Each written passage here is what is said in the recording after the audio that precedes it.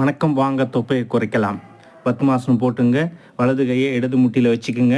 இடது கையை வலது முட்டியில் வச்சுக்குங்க. ஸ்ட்ரெச் பண்ணுங்கள், டவுன் பண்ணுங்கள்.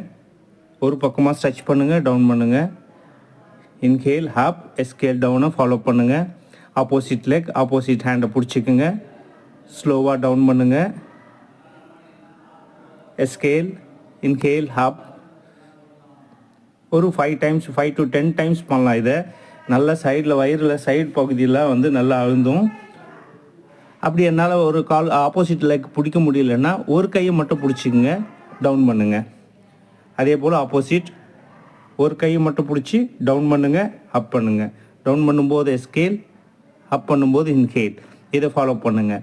வயிறு பகுதியில் இருக்கிற சைடில் இருக்கிற சதையெல்லாம் குறையும். 2 கையும் பிடிக்க முடிஞ்சவங்க பிடிச்சி பண்ணுங்கள். பிடிச்சிட்டு டவுன் பண்ணலாம், அப் பண்ணலாம். இதையும் ஃபாலோ பண்ணலாம்.